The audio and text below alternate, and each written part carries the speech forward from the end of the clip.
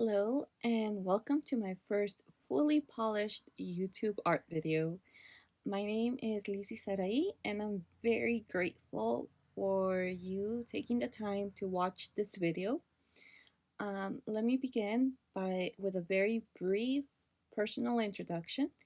Then I'm going to move on to my goal for my channel, and lastly, a little bit about the art process you're seeing on the video.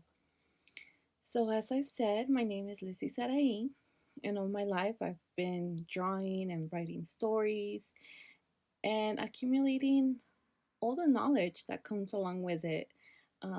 Knowledge that I've learned from other YouTubers, from books, from few art classes, um, and I kind of want to share that with everyone.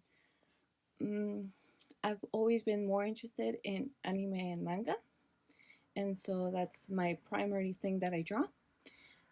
For story wise, I've always loved adventures. I like sci fi.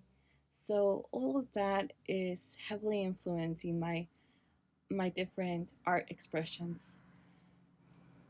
Now, for my YouTube channel, my goal for this channel is to record my process of taking the time this year in both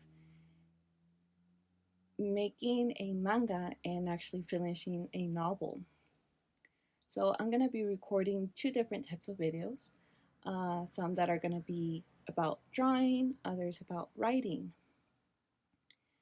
Also, I will be recording them weekly, trying to write and draw every day, weekly, and then uploading that video with a voiceover, and also translating the voiceover to Spanish.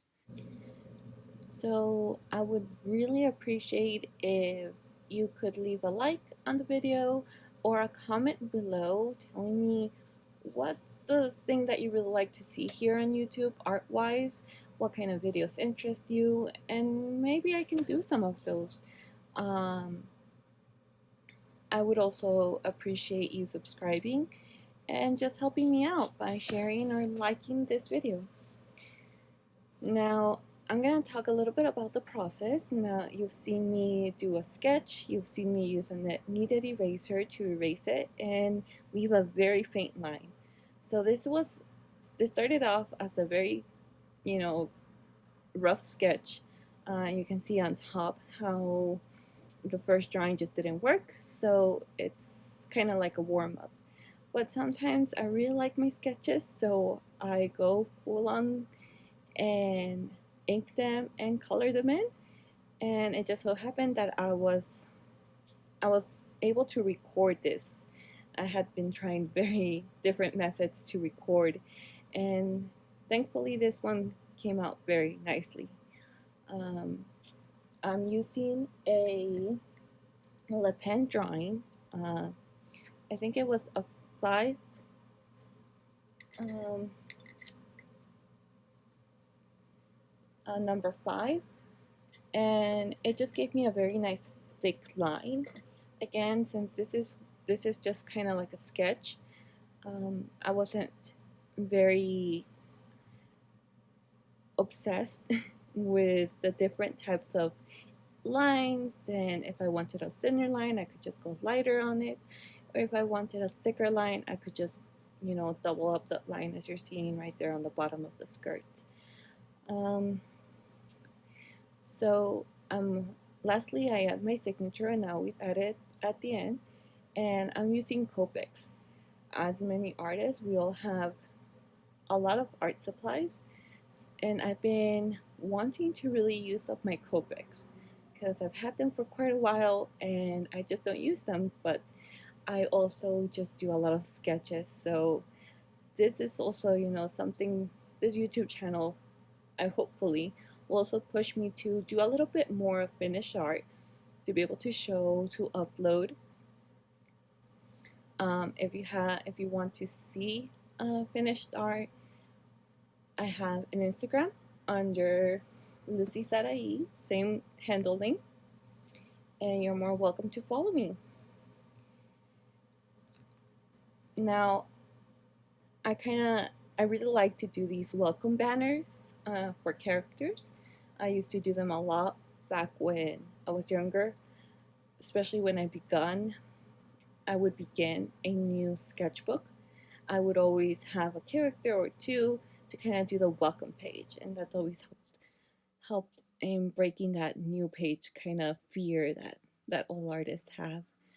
Um, I'm using different colors, and I'm choosing them right from my storage. I'm not thinking too hard on the colors, just seeing which ones I like, which are the first colors that kind of pop up.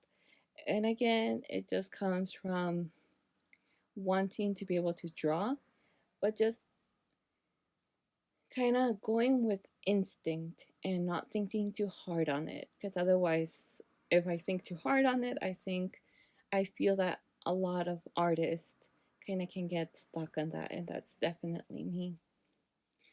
I'm doing the skin tone, and I used a red, a earth tone, and then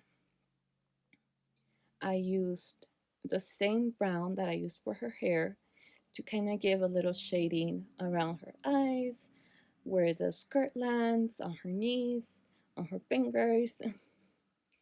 And then now it's just coloring the dress. Not much is seen of it, so it's just a very... Now, I'm no expert with Copics. You'll see I do a little mistake on the shoes and not grabbing a different color for the shoes and just kind of using up all the colors I've already been using, which are 4 or 5 colors, I believe, that I use for the whole picture. Right here, I'm introducing that purple that I've used for the banner and for her socks to kind of deepen the hair tone and the shadows on her skin. I go back with the brown to go over that purple on her hair, on her eyes, her skin, everywhere where it might need to kind of...